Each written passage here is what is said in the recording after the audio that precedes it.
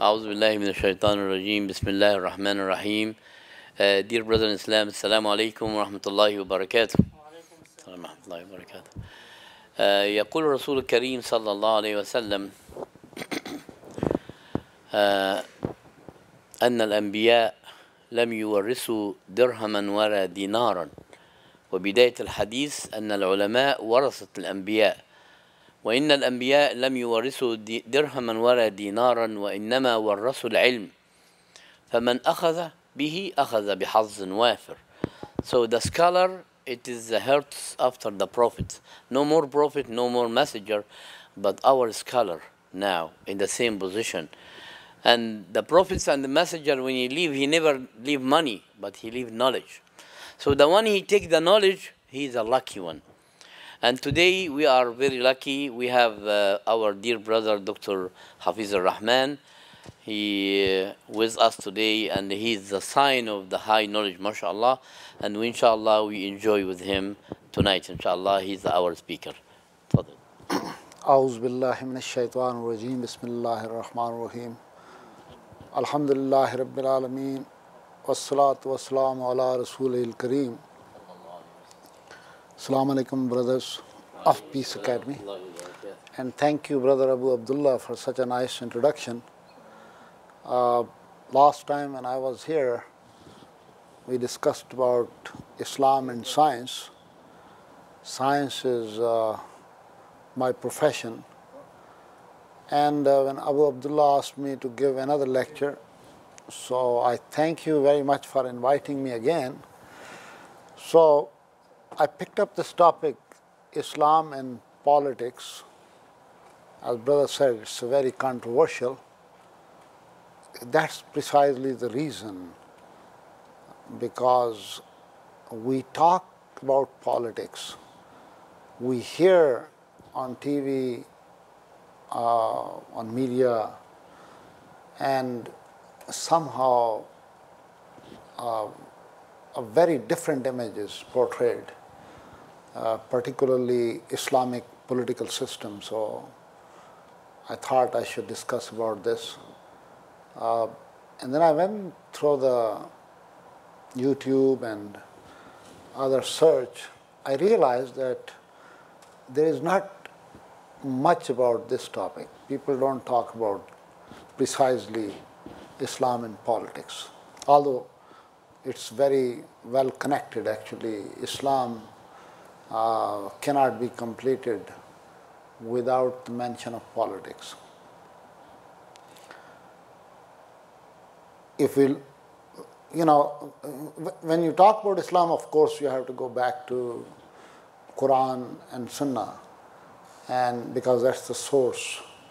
And then if you want to see politics, politics is a very old subject since Adam al-Islam, but as a academically political science is a subject which kind of started by Greeks like Aristotle and Plato, who kind of developed a philosophy that a society should be governed by rules, how the government should be formed, and how you develop civilization.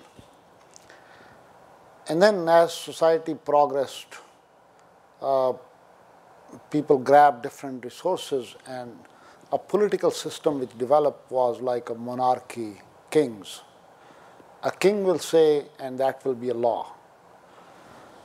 So this was the agrarian society, early time, for a long time. And then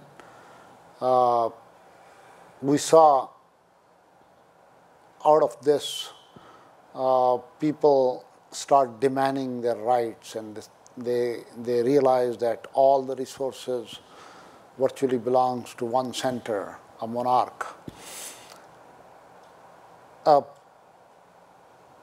Then the religion start, educating people and talking about the rights of individual, of society, husband, wife, towards children, towards neighbors, towards community.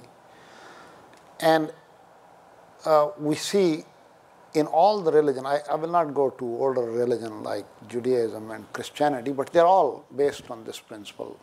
I'll focus on Islam, that when Rasulullah Sallallahu Alaihi Wasallam came to, started Islamic religion, or the message start coming. For 23 years, those messages were conveyed to Rasulullah Sallallahu Alaihi Wasallam, and then he taught to Sahaba. And all those messages, if you go read the whole Quran, it is about individual life, social life, community life. So it tried to build. And it was given in an area which was kind of isolated. Arabian Peninsula was isolated at that time because it was surrounded by two big powers. One was the Eastern Roman Empire on one side, where the capital was Constantinople, which is present-day Turkey, and the other empire was in Iran, which was Baghdad was the center. These were the superpower or civilization of that time. And Arabian Peninsula was kind of on the side, desert. People lived like a tribal society. And Allah subhanahu wa ta'ala chose the Prophet Rasulullah Sallallahu Alaihi Wasallam in that deserted land. And out of those small tribes, a fantastic system developed, Islam, which we believe. And then it expanded the whole peninsula, and then it interacted with these two empires very quickly.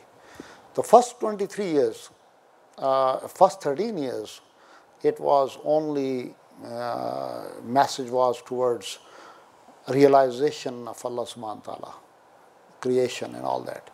But then 10 years, Rasulullah Sallallahu Alaihi Wasallam developed a model state in Medina after migration. And that was the first model state.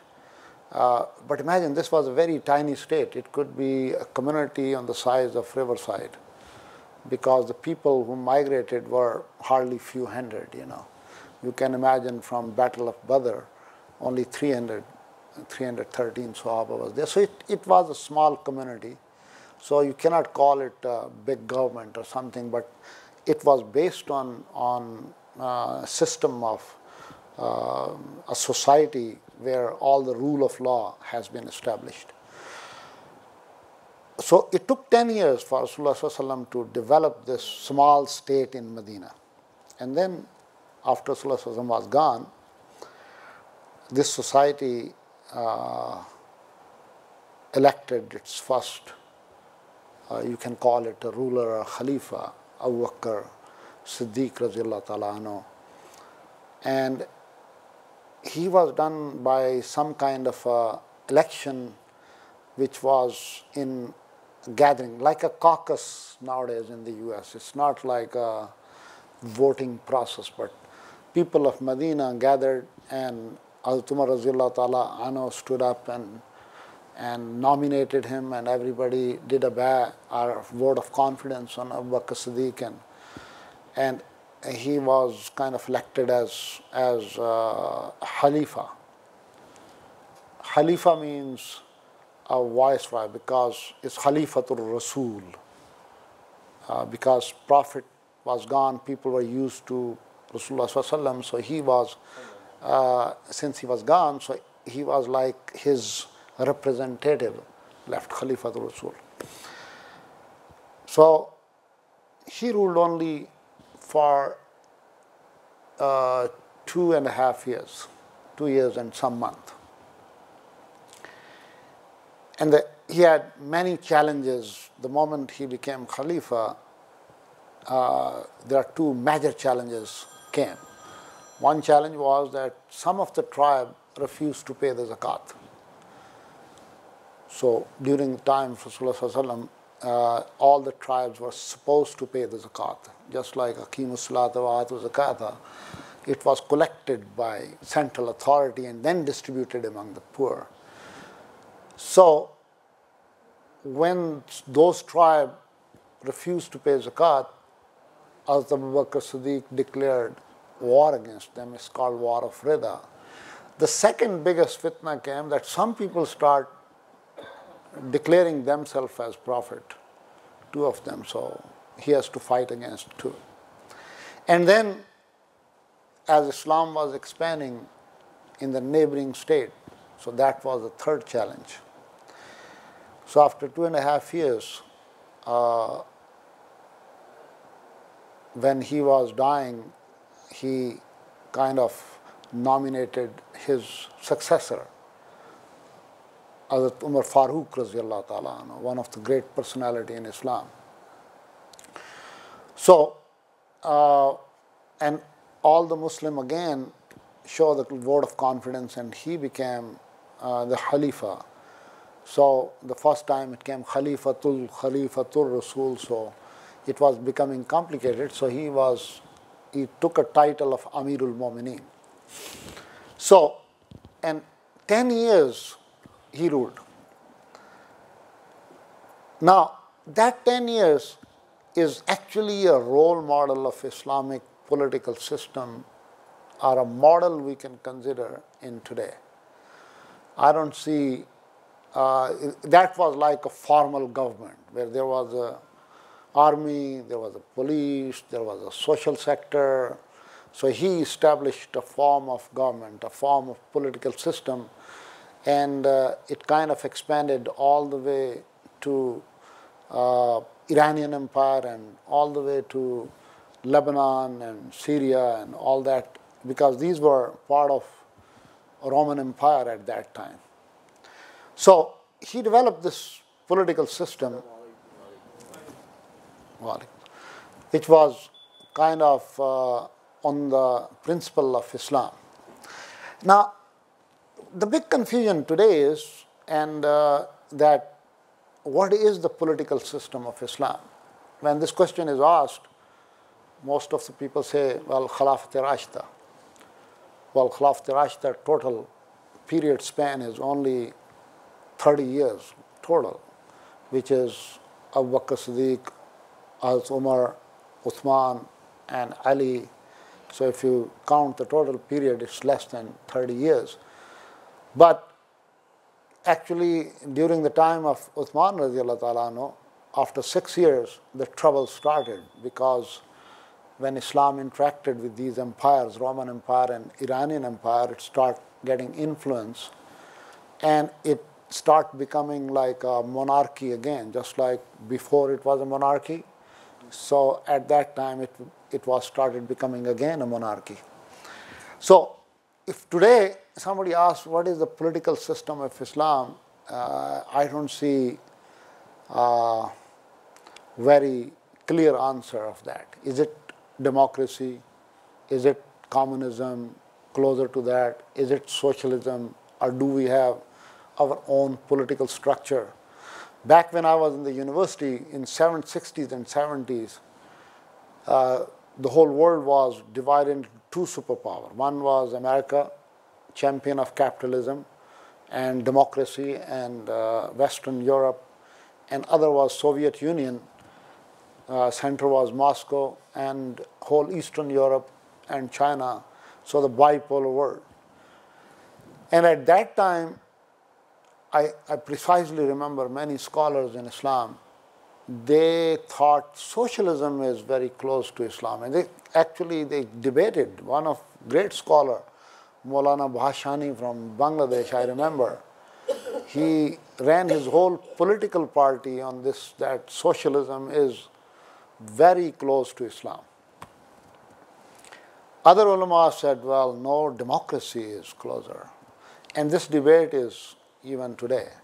And my purpose of talk is not to give you exactly what the system is, rather to initiate a debate and to create a thought process that what is the true Islamic political system.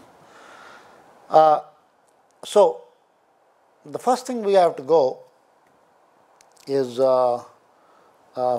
teaching of Quran, what Quran says. So I went through the Quran. Quran is a very big book, and Alhamdulillah, Hafeez-ur-Rehman and many people are scholar and memorize, they know much better than me. But I try to collect all those verses from Quran, not all, but some which do talk about politics. Now, political teaching of Quran. Now, first of all, we have to focus what's the purpose of Allah subhanahu wa ta'ala creating this whole universe, us and all. So this ayah is from Al-An'am, verse 73. أعوذ بالله من الشيطان الرجيم وهو الذي خلق السماوات والأرض بالحق ويوم يقول كن فيكون قوله الحق وله الملك يوم ينفخ في الصور عالم الغيب والشهادة وهو الحكيم الخبير. And it is He who created the heaven and earth in truth. And the day He says, be, kun fayakun, and it is. That's the way He created. His word is truth, and His is the dominion. The day the horn is blown. So He is the knower of the unseen, witnessed, and He is wise and acquainted. What it means is that sovereignty in any state, in this world, in this whole universe, belongs to Allah subhanahu wa ta'ala. No human being is sovereign. Nobody is king. Kingdom belongs to Allah subhanahu wa ta'ala. That's one of the basic principles of Islam. So it's like in any political system, monarchy, there is a king. Whatever he says, his law. Not in Islam. Islam, the kingdom belongs to Allah subhanahu wa ta'ala. And this is said in many other, so I'll quickly go through some of the ayat. This is in Al-Baqarah, verse 29. هو الذي خلق لكم ما في الأرض جميعا ثم استوى إلى السماء فسواهن سبع سماوات وهو بكل شيء عليم. It is He who created all that which is on the earth. And then He directed Himself towards heaven, and He made them 7 heavens, different layers. And He is knowing of all the things. In Surah Taha, verse 6, لَهُ مَا فِي السَّمَوَاتِ وَمَا فِي الْأَرْضِ وَمَا بَيْنَهُمَا وَمَا تَحْتَ الثَّرَى. To Him belong what is the heaven and what is on the earth and what is between them and what is under the soil. That means He is the king. It belongs to Him, whether it's in the sky, in the sea, on earth. Surah Al-Rum, وَلَهُ مَنْ فِي السَّمَاوَاتِ وَالْأَرْضِ كُلٌّ لَهُ قَانِتُونَ. Again, and it is He who begins creation, then He repeats it, and that's easier for Him. To Him belongs the highest attribute in heaven and earth. And He is exalted, the might and wise. Now, who should have the law, or who should have hukam? Okay, who should have, so in this ayah, Al-Araf, inna rabbakumul lazi khalaqa as-samawati wal ardi fi sittati ayyamin thumma istawa ala al-arshi yughshi al-layla an-nahara yatlubuhu hasisan wash-shamsa wal-qamara wan-nujuma musakhkharati bi amrihi. The word amr, who has the amr? Bi amrihi. Ala lahul khalqu wal amru tabarakallahu rabbul alameen. The amr, the law, belongs to Allah subhanahu wa ta'ala. If He has ordained the law, you cannot change it. Indeed, your Lord is Allah who created the heavens and earth in 6 days, then established Himself above the throne. That means He is the king. He covers the night with the day, chasing it rapidly, and He created the sun, the moon, the stars, subjected by His command. So His is the creation and command. Blessed is Allah.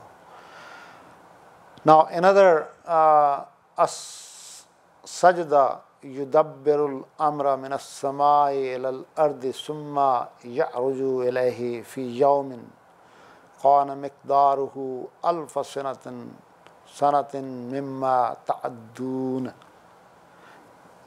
So He controls, He arranged the, yudabbirul amra min as-samai ila al-ard, between sky and earth. all the order, all the law, whether we like it or not, okay, it's He, Allah subhanahu wa ta'ala arranges all that. Then He will ascend in a day, the extent of which is thousands of years of those which for count. In Surah Al-Baqarah 107, again, Alam ta'lam anna Allaha lahu mulku samawati wal ardi wa ma lakum min dunillahi min waliyyin wala nasir. Do you not know that Allah belongs the dominion, He is the king of the heaven and the earth. You have not beside Allah any protector or any helper. Al-Qasas, verse 7, وَهُوَ اللَّهُ لَا إِلَهَ إِلَّا هُوَ لَهُ الْحَمْدُ فِي الْأُولَى وَالْآخِرَةِ وَلَهُ الْحُكْمُ وَإِلَيْهِ تُرْجَعُونَ. And He is Allah, there is no deity, no king except Him.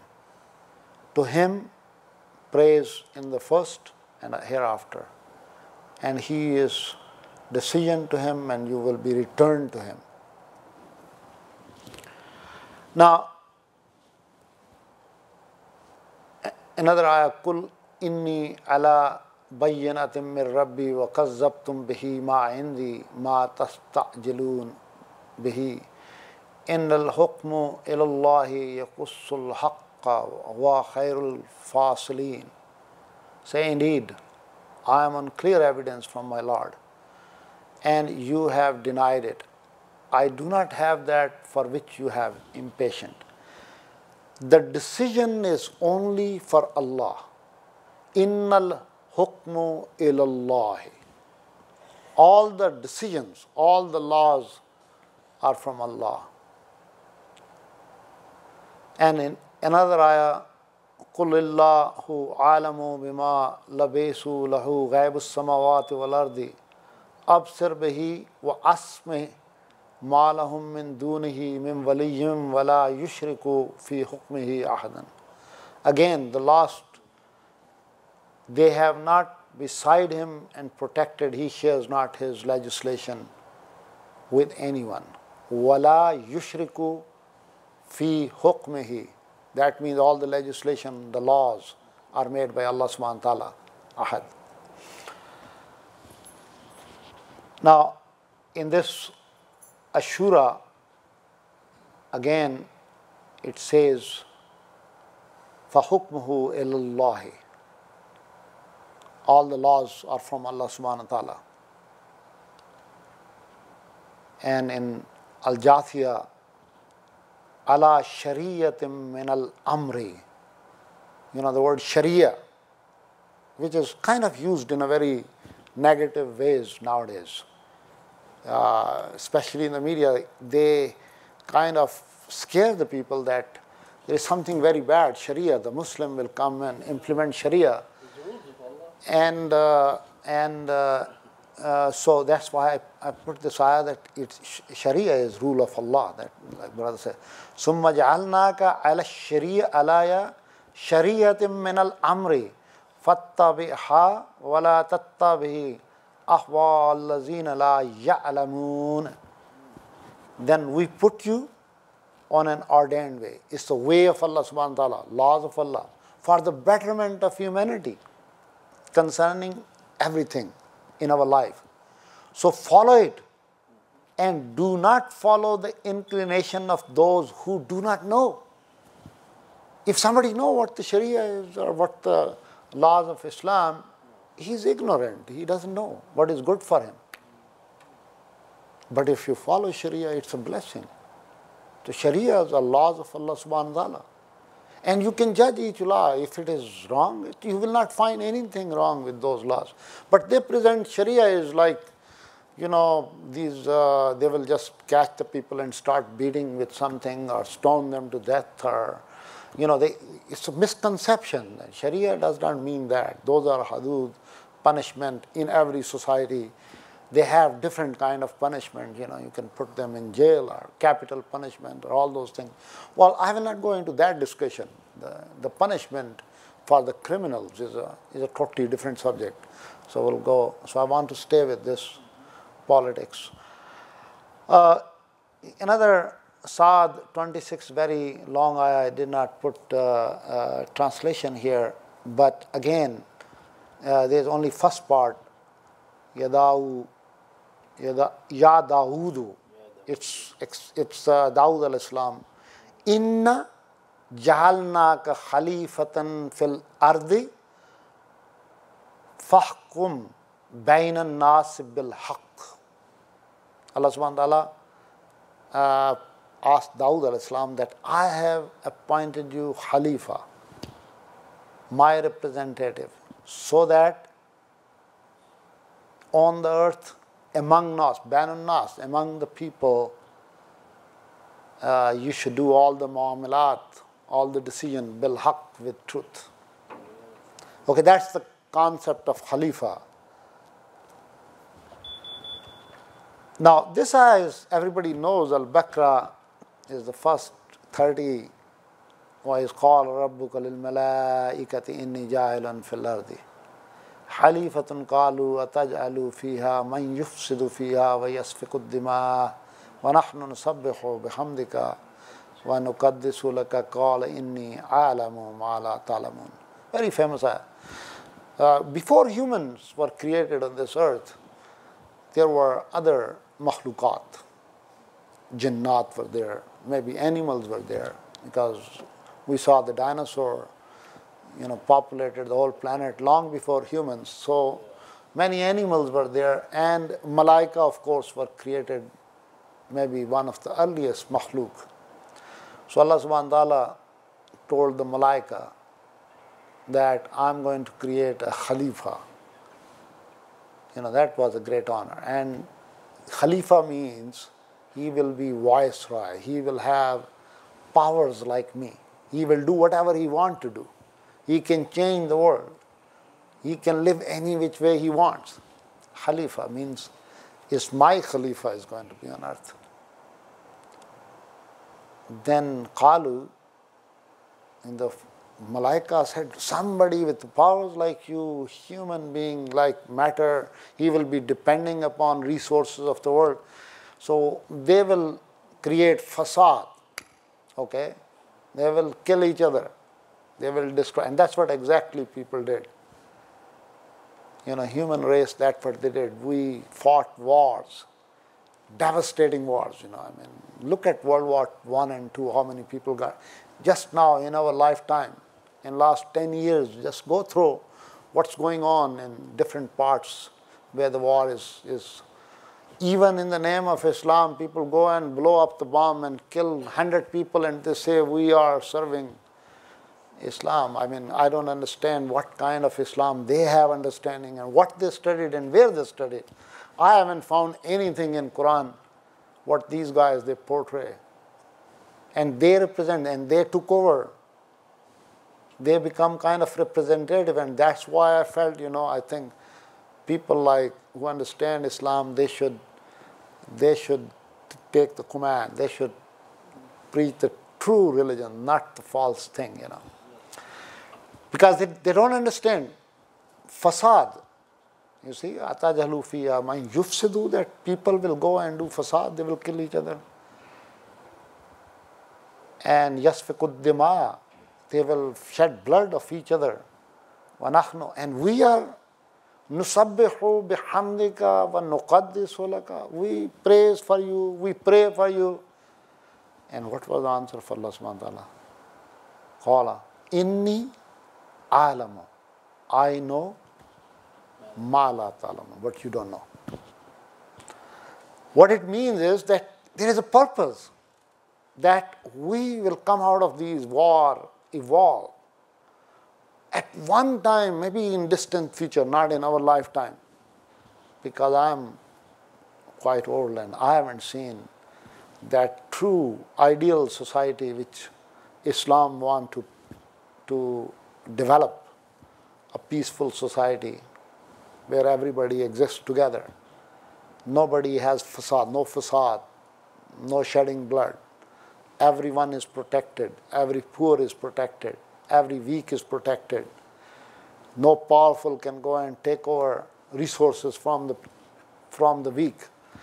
The true ideal society which Islam envisions, maybe in the distant future, maybe 500 years, 1,000 years, or 100 years down the line, the whole world. There are many hadiths that one day it will come, that the society, the whole world will be like that.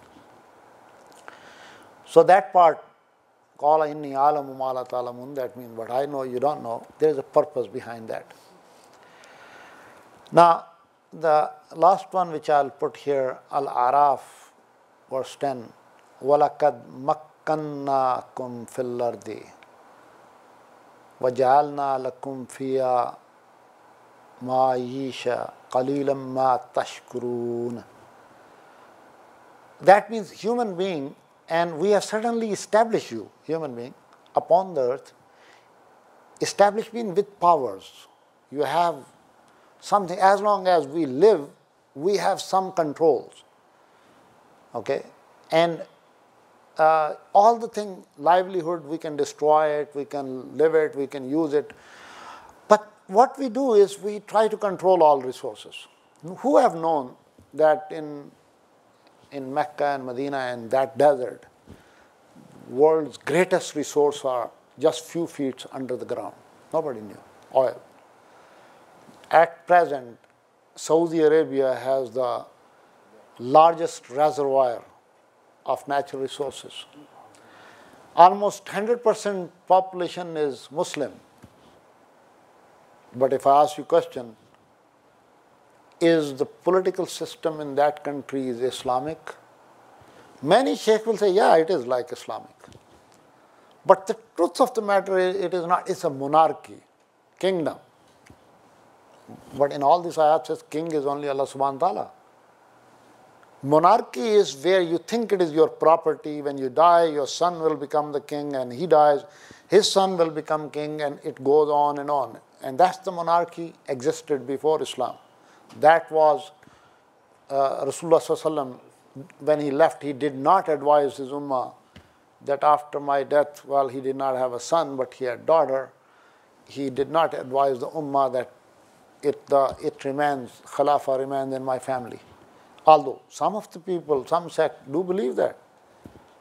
But if it would have, then the Sahaba, who were the true followers, they would not have elected Abu Bakr Siddiq radiallahu ta'ala anhu. And after that, who belonged to a very small tribe. He did not have a big tribe like Quraysh, or like Banu Hashim or Banu Umayyah. They were the big tribe. Banu Umayyah was one of the largest tribe of Mecca, most powerful, lot of wealth. Banu Hashim, lot of prestige. But the tribe of Abu Bakr Siddiq was none of these, smaller. And then same is with Hazrat Umar radiallahu ta'ala anhu. So monarchy is clearly not a political system of Islam. Now, humanity has known, so now this kind of explains the whole Islamic concept. Surah Nisa, verse 59. Ya ayyuhallazina amanu atiyullah. All of us, we know that you have to first obey Allah.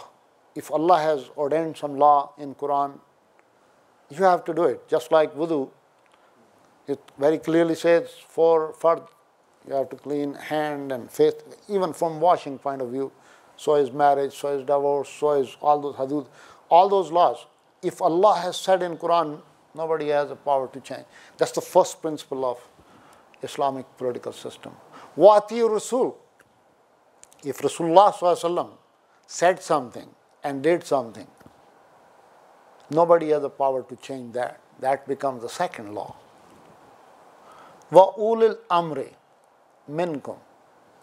And whoever you choose a leader. So now this is controversial. Ulul whoever has the power. Some scholars say whatever the way he gets power. Even if he is a king, you become by force, you take over the government, you have to follow him, you have to obey him. But they have a reason for that, because fasad is the highest sin.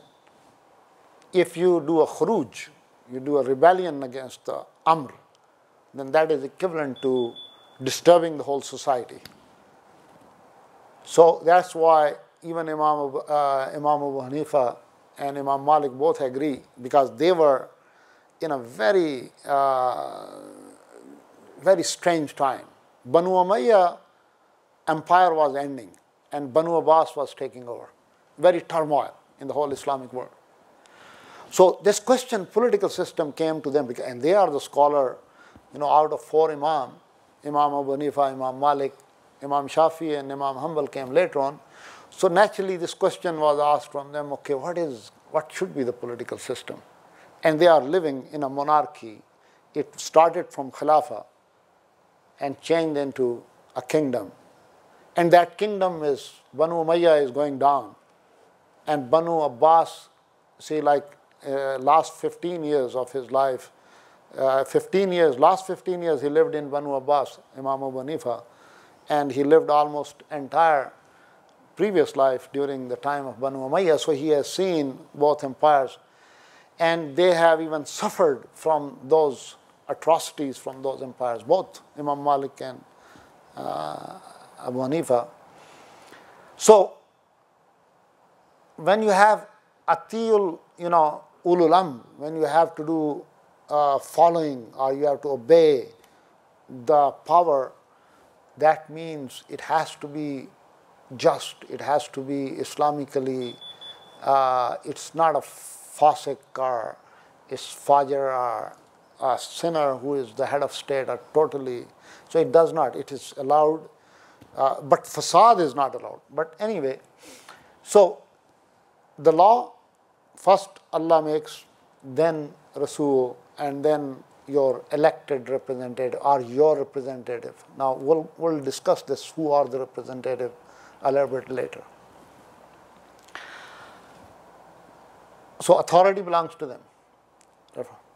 If you should believe in Allah and the last day, if you are a Mu'min, then you have to do that. That is the best way and best in result. Result will be better. The last one is Ashura.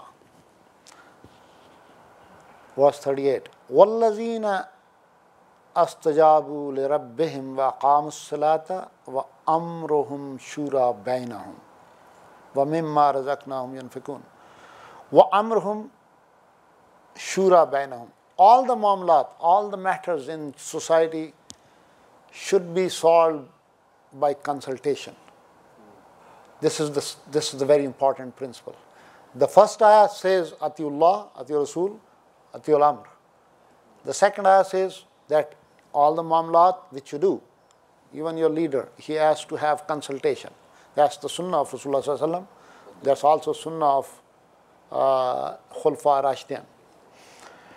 Now, what are the main principles from these teaching, political principle which comes? The first principle is that sovereignty belongs to Allah subhanahu wa ta'ala. Okay? Sovereignty does not, so in democracy or in Western democracy or in the present most popular philosophy, sovereignty belongs to popular opinion. For example, right now there is a debate in this country, same-sex marriage can happen. So in some state it is decided because the popular opinion. So all the laws, if they are popular among the people, majority agrees, then they will become the law, sovereign state. So, but in Islamic political system, the first principle, sovereignty is Allah subhanahu wa ta'ala. So that means if any law contradicts what Allah subhanahu wa ta'ala ordained for you, that cannot be accepted, no matter how popular it is. So that's where it differs. Now, second principle is Jazakumullah khair, that khilafah of mankind, We are all Khalifa. That's what Allah subhanahu wa ta'ala says in Surah Baqarah.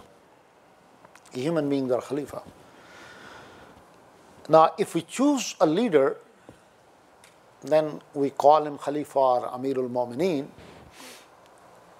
or viceroy, but he cannot make law individually, just like a king. In monarchy, whatever king says, it becomes a law. Khalifa cannot be. He is just like a viceroy, a representative, implementing only Allah's law. That's all.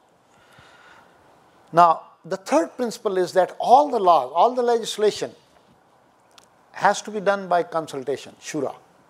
Bainahum shura, all mashwara or consultation, which is kind of brings us closer to democratic system. What is a democratic system? You elect representative, they go form Congress or Senate or Parliament, and the Parliament elects Prime Minister, or we elect in this country a President, and President and Parliament makes the decision, or executive makes the decision on the advice of Congress or Senate. So it has this principle, at least legislation by shura. All those legislation which is not mentioned in Quran are not on those principles, but there are many legislation which society has to make. Now, the fourth principle is that whatever the government you form in this political system is accountable to the people. It is not like no accountability. For example, in some Islamic country, I have to give again example, like Saudi Arabia, government is not accountable to the people. Another Muslim country, I take Syria, for example, we were discussing why people are revolting against the government, because government is not accountable to the people. It's just imposed. Same happened in Egypt, for example. Government became kind of supreme and he was making all the rules and people turned against him. So any government which is elected or should be there should be accountable to the people, to the people. There should be accountability system. Now, what happens if you have some problem with the government? Then you go to judge, and judiciary should be independent. It should not be under the influence of the government, so that everyone can go and seek justice. The last principle of Islamic political system is that all citizens, Muslim, non-Muslim, all citizens are equal before the law in an Islamic state. Now, if you look into that, they all kind of fit pretty close to the democratic principle. Actually, democracy is one of the most advanced form human society came so far. But this democratic system did not came out of sky, after blue sky, one day people became, no, it took centuries to develop. Lot of struggles. Even in this country, for example, voting right for women, for slavery, the only very recent phenomena, only 50 years ago or 100 years ago. So many laws are just even now, if you go in true sense, it's not fully political. For example, if you ask nowadays anybody what is politics, he will say, well, politics is voting Republican or Democrat. How many Muslims go and they vote? They even don't maybe bother to vote, and if they vote, they just vote on their random choice. Okay, I like Democrat. They are family values, conservative. No, I like Republican. So that is not Islamic political system. Yeah, values are okay. Okay, there is a right to vote. That's great. The government comes by the will of the people. It's just like Khilafah. Well, Khilafah, we see the role model, Khilafat-e-Rashida, that's the only model we have, which is a very brief period. And but if we look at why we call it a role model, because all the Khalifas were one way or the other kind of elected by the people, by the Muslims of that time. It was not like a broadcasting, but it was election. So one of the common thing with democracy is that that it is close to Khilafah, that the government is formed by the will of the people, not come by force or by power. And the second principle, which is legislation by shura or by consultation, that is also ingredient of democracy. Government is very accountable in democratic system. We see at least that's blessing now that all the democratic governments are accountable, and judiciary is independent. That's also very good. And all citizens are equal in front of law. Only the first part which is missing from democracy, because in democratic countries the principle is religion and state is two separate things, separation of religion and politics, state. On the surface it looks great. For example, if they were together, then maybe some Christian doctrine would have become the part of our Jewish doctrine. So it could, one religious doctrine could suffer the other religious people or other religious community. But if you look, the basic concept that all those religions who believe on Allah subhanahu wa ta'ala, on Tawheed, on unity of Allah subhanahu wa ta'ala, then it is not that bad, because it can bring some morality in the society. For example, in the schools, when we teach, we have excluded the religion completely from our education system in this country. So what happened is the young generation are taught morality only on a superficial basis, like do not lie because it's bad, do not cheat, do not steal, but without any emphasis that why, and that only religion can provide. So I hope I kind of initiated this debate, and I will just finish my talk at this point. If you have any question, I'll be glad to answer. But I hope it will give you a thought in the future. Allahu Akbar, Allahu Akbar, La ilaha illallah. Allahu Akbar, Allahu Akbar, Walillahil hamd.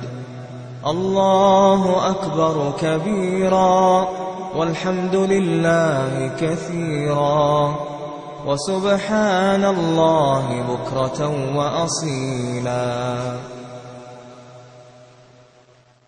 Allahu Akbar, Allahu Akbar, La ilaha illallah. Allahu Akbar, Allahu Akbar, Walillahil hamd. Allahu Akbar kabira, Walhamdulillahi kathira, Wa subhanallahi bukratan wa asila.